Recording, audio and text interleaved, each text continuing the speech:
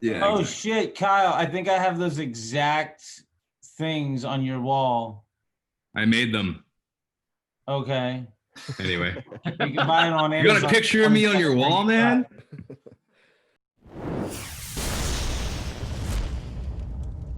Hello and welcome to All Killer No Filler. It is Friday, and today we are talking about Facebook automation. We some heavy hitters from the Pilothouse side. We have, of course, Kyle Hitchcock's Pilothouse co-founder, as well as senior buyers Charlie Titchener, Stu Mason, and Liam Robinson. We got this idea to basically get together and throw down on automations that are working best for us, when to do automations, how to do automations, when not to do automations. I think everyone's got their own ideas on the topic. Why don't we like to start with a value rocket. Can someone step up with their favorite automation that they have going with their Facebook ads right now? I could go.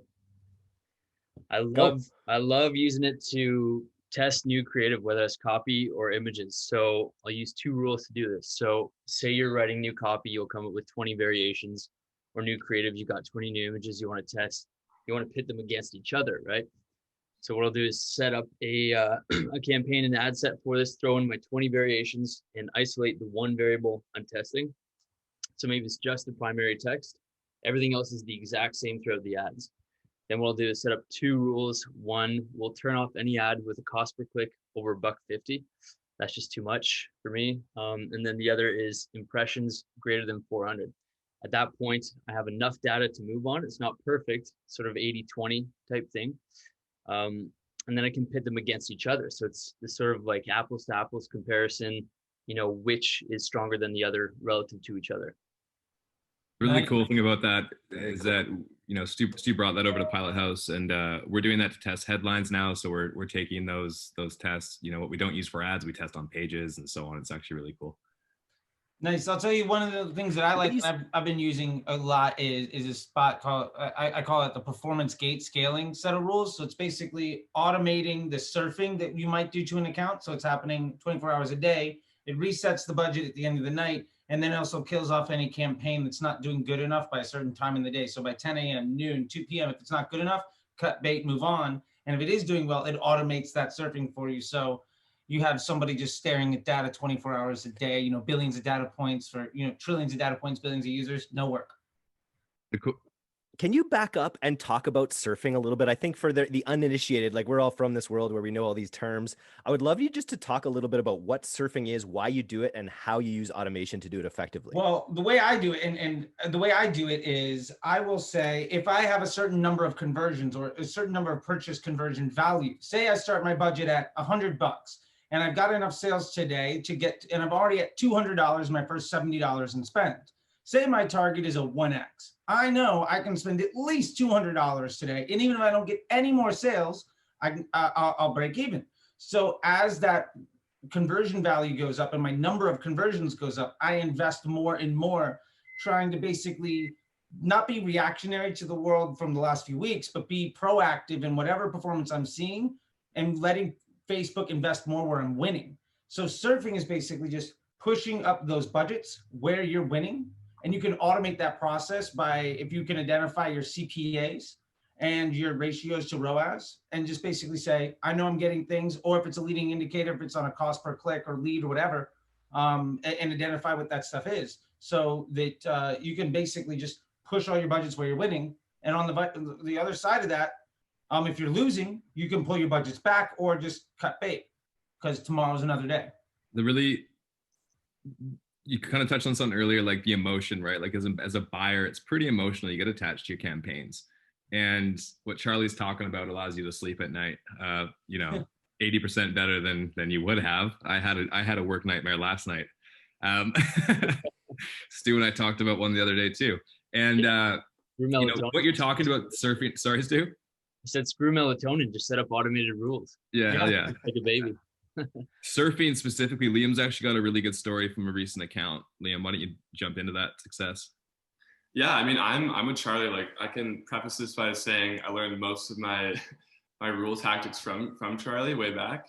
Yeah, I mean, like, it's all about efficiency, right? It's like, we we're spending on the winning pockets, cutting the slow performers. We know typically the campaign is off to a really solid start and it performs, really well through early hours of the day into the morning. Statistically speaking, that's where we want to put our budget, and we, obviously we want to spend on what's working. And so, the first thing is like not only sleeping at night, but without rules, like what, are you going to wake up at 6 in the morning and double budgets or increase budgets by 30-40% if you want? It's all about, even if it over the span of 2 weeks increases your ROAS by 20%, just because you were able to make those decisions faster, it makes a huge difference. And so I think the account Kyle's referring to here, we, pretty basic fundamentals in terms of how we set it up. We mark campaigns, in this case with a QQ, just referring to this is our batch of campaigns that we turn, no matter what, will be reactivated at midnight. And then we do the same for the ads in those campaigns, just so that we can kind of set rules based on ad name. And then it's really just the automation is, if ROAS is where we want it to be, if the amount of sales is where we want it to be, either double budget or increase budget by, we typically go 30-40%. And we make those calls early, and also the inverse of if, campaign A has spent $200 with only one sale, doesn't meet our ROAS requirement, pause it and restart it at midnight to have another shot the next day. And those are really just like the fundamentals that have allowed us to really crank up budgets and improve performance. And just to frame that too, like you really can't get attached to campaigns or your audiences. This allows what we're talking about here allows you to set up like hundreds of campaigns, right? And so you're riding the whales throughout the day. And if you bought traffic on Facebook, like you don't know what's going to hit. Your best campaign today just came out of nowhere. Sometimes it's definitely not your best campaign yesterday. And so we very much like to set up a ton of audiences, a ton of campaigns, and let the rules kind of drill into what's working and then scale them up hard. Yeah, like one thing we really learned is like if you have $100 to test something, would you rather spend that $100 in one day and then decide, okay, either it worked or it didn't work, and make decisions on that? Or do you rather spend $33, didn't hit what you want, and then spend $33 the next day, didn't hit what you want, and then 33 the next day? Because your rules turn them off. And then you're like, okay, we gave it 3 chances over 3 different days, over $100 in budget, and make decisions kind of off of that. It's the same amount of resources going in, but it kind of adds more perspective a little bit. You sound like an addicted gambler. I'll say for me, the ethos of what I look at this is, it's all gambling, right? We're day traders, right? I mean, this is Vegas. I call them lottery tickets all the time. For me, it's an ethos. It's 2 parts. Number one, and when I'm properly using automated rules, it's effectively an entry-level employee conducting executive-level business decisions without error or emotion 24 hours a day, looking at billions of people, trillions of data sets on millions of websites without error, right? It's going every 30 minutes, something is going to be done. And I set simple business rules. And it doesn't necessarily mean that I don't ever touch things, but it means my safety net is a dedicated, it's 3 full-time equivalent on staff, error-proof people that are going to do the job for me, that all I have to do is manage them instead of actually doing the work myself. The second side of it is, which kind of goes back to the testing piece, I'll use the rules a lot too at the ad level, where just like if I know this ad's not getting delivery today or it's not doing well today, if you have 4 or 5 ads in an ad set, you can turn those ads off, especially when you're testing, or if you have multiple, dynamic creatives inside of one campaign, you can turn off those ad sets. And what it does is it allows you remove poor decisions from the Facebook ecosystem, which means you're investing where good decisions are being made. And over time, over days, what that means is Facebook is going to more heavily invest where it is previously more heavily invested. So you're effectively training the Facebook ecosystem to understand your business objectives in a way that you couldn't ever tell it. You can't ever say, I want an ad that delivers me this and this and this. Like there's no, you have an automatic bid or you put it in a bid based on some logic. There's no way of informing what your goals are. So I always treat it as like training a dog, right? I'm just trying to get it to not pee in the house. And when it doesn't pee in the house, I'll give it a treat. In this case, instead of begging strips, I'm throwing it cash. Like cash, just like me. Hey, guys, I'm curious. Yeah, that's a great metaphor. Sorry, guys, I'm curious. So we talked about scaling here. What are we doing to stop the bleeding? For me, when I had set up that performance gate scaling thing, and I'm only referencing that because it was in a DTC newsletter a while ago, which was nice to get some publication, is that part of that is understanding where am I losing early. For instance, I've got a performance gate scaling thing right now set up on one of our clients, and it very much is based around, there's a lot of latency in that client. We might not get a sale on the first day. It might be 2 or 3 days. And I'm a big 1-day data set person. But I've found a correlation between leading indicators on that account, cost per clicks, ratios, earnings per click, things like that. So I can tell by noon, by 2 o'clock, by 10 a.m., where those numbers need to be. So for instance, if I know I need to get my clicks for $2 or cheaper, or it's never going to actually pan out long-term, I can cut bait early in the morning and just throw my investment somewhere else. And that's a lot of where I do on a lot of the things is just basically say, if I've got 10 horses in the race, how do I cut half of them by noon and just scale the shit out of the other ones that are working? And on good days, maybe I'll spend twice as much as I would on a bad day.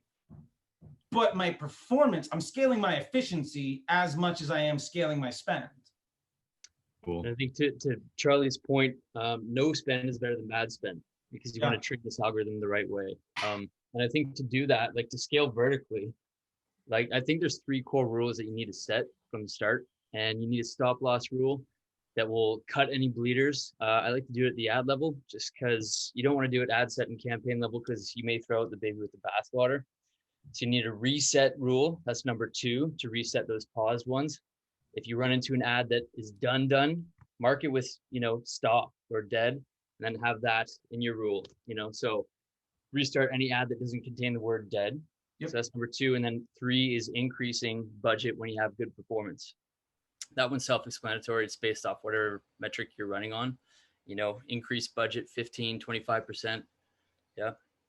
So you've got those 3 categories of rules, and then how many rules in those to basically, is it just 1 rule per category as well that you're usually doing? You can only have, each rule can only really perform 1 function. So for instance, if you're saying, I want to turn off I want to turn off an ad that's not performing well today, that would effectively be 2 rules because you want to turn it off, but you also have what I call like a midnight reactivator that comes back in. So there's 2 pieces because any work that you want to do, you have to be able to undo so that the next day, all your horses in the race. Unless I use hashtag pause in my ad name, but it's all about nomenclature, right? If ad name does not contain, then reactivate. So it's always 2 or 3 pieces. You just have to understand what is that mechanism. Nice. Okay. What else can we talk about rules? Has anyone ever over automated something? Can you tell if you've put in automations that are actually detrimental to your campaigns? Who are you pointing at, Kyle? Stu.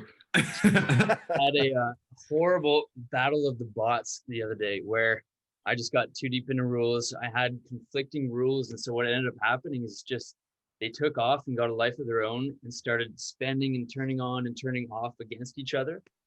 I had too many different configurations of rules. And so I had to, completely clean up, delete, rename, all this sort of stuff. And it happens. It does. It's scary. Like Charlie, I know you automate a ton, man. Does that ever happen where you're just like, shit, I got to get out of the weeds here? Yeah, sometimes it will. I have a very sturdy set of documentation that I use for rules. And I basically try to I automate most of my accounts around a simple set of principles. Basically, I have a few different types of rules, right? I've got the stop loss, what I call a limiter version of a stop loss, and then a sliding scale. A limiter might say, hey, if it's noon and you don't have a sale and you should, cut bait, come back tomorrow. A stop loss might say, hey, maybe you have a sale, but it's not, you got 3 sales, but you're losing money. Hey, you're working, but so I got a couple of pieces in the row.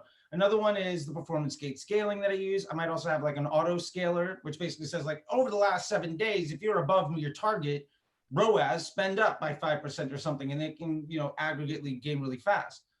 Because I try to use the same 4 or 5 strategies, I'll document basically however it's set up. So for instance, I might say all my top of funnel campaigns, what are my rules? Do I implement this one, this one, this one, this one, or this one? And then I can understand like when they're happening, what the trigger is. But if I can document that out, then any member of the team can understand what's happening at any time. And it's not a midnight call of like, hey, why is this happening now? I probably need to update a little bit because I've gotten that message from Kyle recently, and forgive me there. But like, you know, that documentation is the only way to save it, because I've dropped in 50 rules in an account with half of them overlapping with each other, and all of them make sense by themselves. But if you don't understand the context of your ecosystem, you have 5 employees all trying to compete with each other for attention. And the worst thing is when 2 rules apply at the same time and they have different impacts, right? And you got to understand that they're going to be run at the same time, and you can't control what order they're going to be run at. So you have to understand, I've literally run rules at midnight, and then I set some to run at 12:30 a.m. because I want it to run after the other one. You know what I mean? Totally. I think my lesson there too, getting caught in the weeds, was not to rely on selecting the ads or ad sets or campaigns manually and applying a rule to them, but instead using naming conventions to do it. That's going to be a lot cleaner in the end, less manual work, you know, less reviewing. And just to reiterate, that's if ad set or campaign contains X name. Yeah, because you can't edit a rule, which sucks. Every time you like, oh, I dropped it, I made 3 new campaigns or 2 new ad sets or any other. Screw it. Like, it's ad-based, name-based. Absolutely, nomenclature is key, not for just for reporting, but automation as well. If you don't have good nomenclature, you're going to be working far too hard. I feel like that's a podcast in and of itself, just how we go about it. And I saw Stu mention the other day that you can now actually put emojis in your campaign names. Is that going to help anything, or is that just going to confuse things further? It will for me, I think, like putting like, say, a medal or a trophy for, you know, a rule that, I don't know, is like a top performer, like budget increase or something. Like, it's going to help me organizationally, just with the hierarchy. Like, you get 30, 40, 50 rules going. It's hard to tell the difference between them all. As far as naming conventions as well, I like to label sort of where it is in the funnel too. I find that helps quite a bit. So top, off, and then, you know, turn on, turn off. Yeah, Liam, I got a question for you. So we just had a client call, and you know, they're Amazon people, and so they're like, our sales normally come in at night, and we're like, well, we're Facebook people, we're killing campaigns hard in the morning. They want more night sales. Why don't you talk about that strategy and how we could use rules? Yeah, I mean, so you can day part based on time zone. And so we're basically, you know, the whole idea of what we're talking about, scaling, cutting slow performers, means that typically you're going to start the day with more campaigns than you end with, basically every single day. And so say, you know, in this situation, you start at midnight, you have 10 campaigns live. You're, you know, by 8 a.m., maybe you only have 6, but the budgets are changing. What they've basically pointed out is, hey, like on Amazon, we get way more sales at night. And the way that our scaling works is we're finding those pockets early, focusing on them. But that also results in more early spend, because it's, you know, we spend and then we get, you know, we focus on efficiency. So what we've done, and we're like right in the early days of testing this, so no real data yet, but we've set up campaigns to spend, you know, in the evening or late afternoon hours, and you know, you can do that based on rule sets and automate it. So wherever those impressions are being served, it's within a certain time range. Liam, just to confirm, just like the takeaway here specifically. So we have our campaigns that launch at midnight every night, good auction, blah, blah, blah. But we're doing a separate test, separate campaigns where we're going to launch at a time in the afternoon, say 3 p.m. PST. Yes. Yeah. And then we're going to run similar rules, but we're hoping to optimize those campaigns differently than our morning campaigns, so that those are feeding sales at the high ROAS at night, and the other ones are doing it in the morning and tickers off through the day.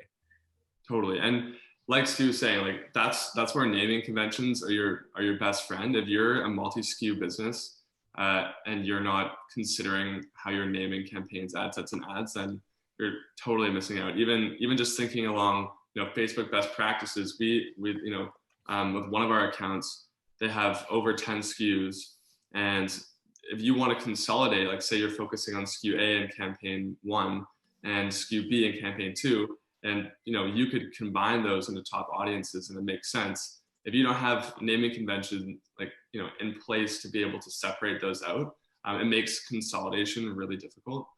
So we've spent a lot of time in the last couple of months really honing in on how we're naming things, and it even allows, and I think this is where emojis come in as well. Like you can get creative, but isolating, assets, like whether it's copy, headline, images. If you want to go on your Facebook account and say, how is that video doing? If you gave it a unique identifier, like you can just go ad name contains X and see wherever that, at or image, copy, headline is across all campaigns, all ad sets. You can measure it that way.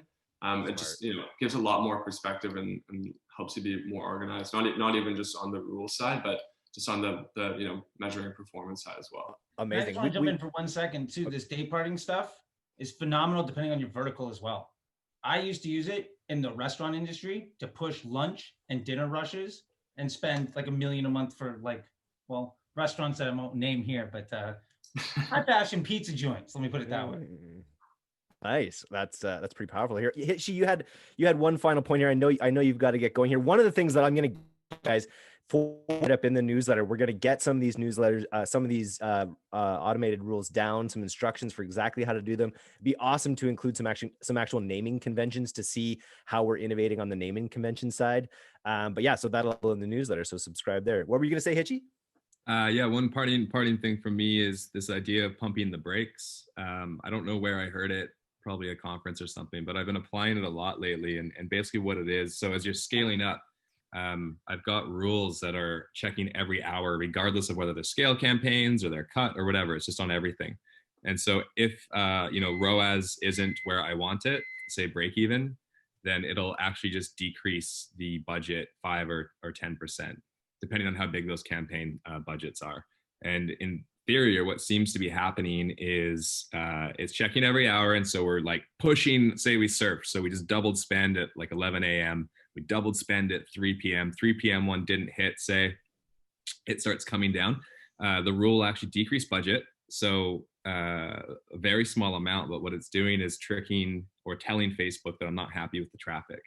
And what's it then is doing is inserting a bunch of good traffic, and sometimes it actually goes back up, and then your other rules take over again. If it doesn't go back up, it just keeps decreasing, throttling the spend and the velocity throughout the day, and you actually naturally kind of end up back where you would on a midnight reset anyway. Yeah, and that plays totally into the auction too, because remember your bid and an auto bid, or I guess lowest cost now, I'm old school, I'm an auto bid kind of guy, is your budget times your estimated action rate. If you reduce your budget, your bid becomes lower, your CPMs go down, all costs is set back to zero, and you will eventually find level for water and make money. Beautiful. That sounds like a perfect way to end it. I want to thank you guys for coming on today to talk about the Automation Nation. Everyone stay safe there. Charlie, keep reminding people not to be asshole. I think it's what the world needs now more than anything. We all need to not be assholes.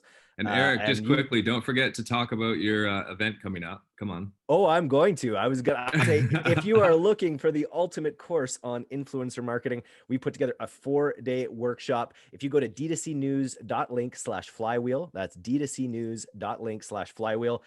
We only have a few spots remaining, which is really crazy here. We were aiming for 100 people. We're actually pushing past that now. And with still a week to sell, we're going to have a few more slots available. So go to d2cnews.link/flywheel if you are looking for the ultimate influencer marketing experience. You'll come out of it being able to enact campaigns with confidence and use the highest value form of advertising out there, which is influencer and creator content. And then you can apply these amazing animated or automated rules to those campaigns as well. All right. Animated rules. Animated rules. That's what we'll do next time. Those are the emojis. Those are the animated good. GIF I like headers. Nice. Okay. Cheers, guys. All right, boys. Thanks. Thanks, guys. Bye-bye. Yeah. Bye.